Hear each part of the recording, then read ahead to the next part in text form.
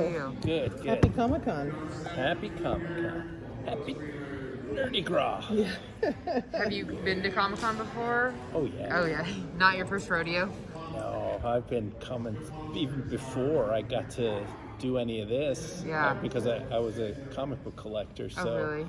when I went to film school here started. That summer, I was like, San Diego, here I come. I would just drive down, didn't know anybody. Just drive down each day and drive back. Oh, I was wow. like, I wasn't even hotel.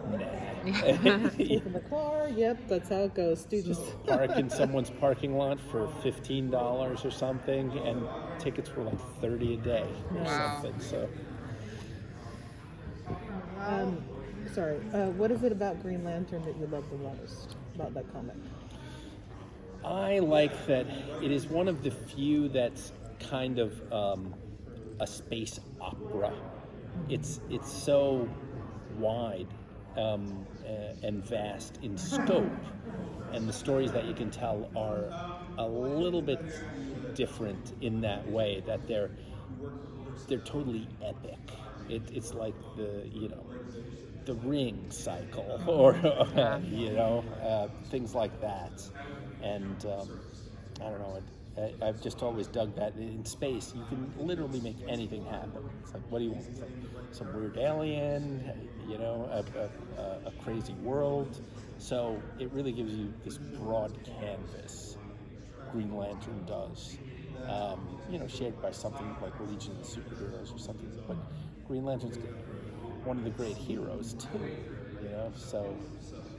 You get this combination of a great hero and a scope for the stories. Great, thank you. Can you tell us a bit about the genesis of this project? Yes. Jim Krieg kind of got myself and John together, and he was like, we want to do something with Jon Stewart. Maybe you guys can combine on it. And I want to pull stuff from history, like have the classic hard traveling heroes, Denny O'Neil and Neil Adams story, right? But it's going to be Jon Stewart's coming out party, and I'd like to mix it with Apocalypse Now.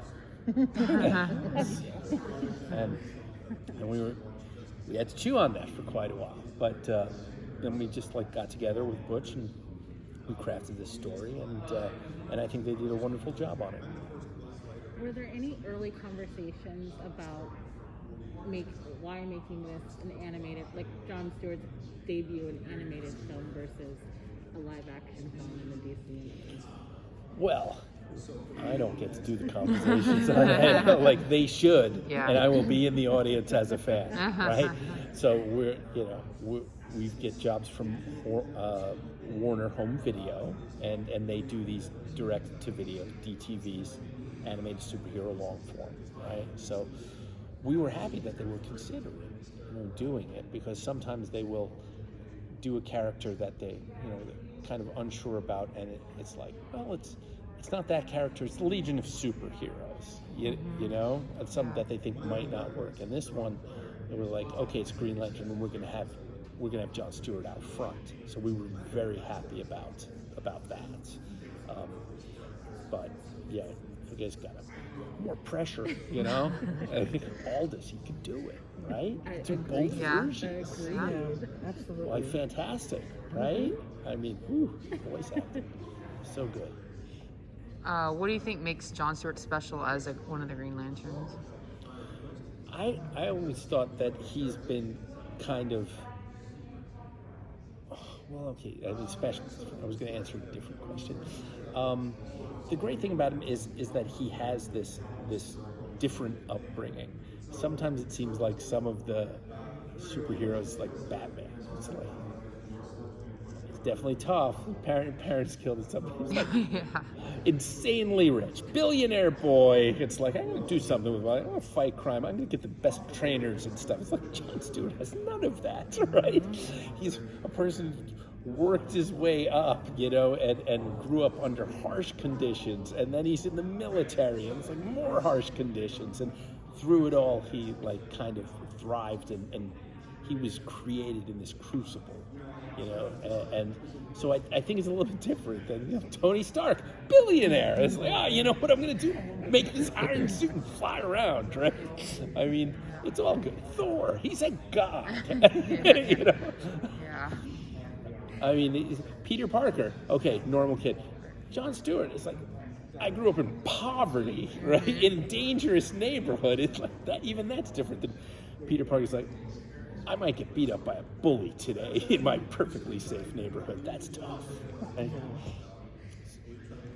Can I ask about, like, nowadays a lot of writers and productions are bringing in kind of like diversity inclusion specialists to help them get, or make sure they don't do the tropey things and the, you know, stereotype situations. Was there any of that conversations while you were writing and in the script for this?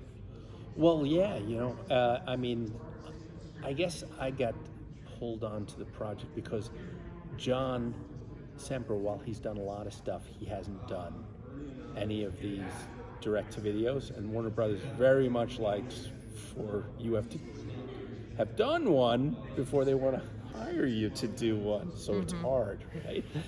But he gave me my first job on Spider-Man in the 90s that he was a showrunner for, and so I basically, you know, he took the lead in a lot of that stuff, right? But I'm good at like kind of story structure and world building. So together, I think we made like a pretty good team, and you know, hopefully we'll get to do it again, or he'll get to do it again.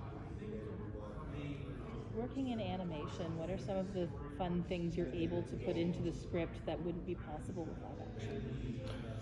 Well, I mean, I can't really say. Right now, live action's like pretty good with the CG. I mean, before, you know, maybe 20 years before, I would say, just this whole like space opera story would be very tough.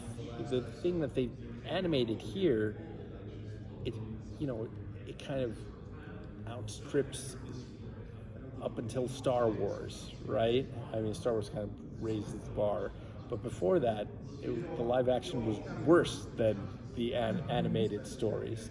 So it's literally whatever you can imagine. So I guess that's what's really cool about it. Although live action is fast catching up with it, you know. But it just costs a lot more. That's a $150 or $200 million movie. This is like less than $2 million, and it looks fantastic. You know, you could do a lot of stuff. I mean, Jon Stewart has a mega birth of information and knowledge about him as a character from the comic books. What kind of sources did you pull from to kind of build your story, as you said, the world building? Well, we wanted to do some. See, there's what there was in the animatic and what it had to be cut down to, right? So there was like this hard travel and hero thing that was on Earth, and it was like, oh God, we can't do it. We have to get to space faster. You know, this is going to be like too much. I'm sorry, what was the question? So, I mean, there's tons of comic book information. Oh yeah, I mean, I guess I've read every Golden Age Green Lantern, every Silver Age Green Lantern, probably every Bronze. You know, then I get sketchier after, say, 2000, because I'm working at that point, so I can't keep up with everything. But we tried to pull from, you know, some of his stories, and but there was also the mixture of trying to have within a framework of Apocalypse Now, which makes it its own thing.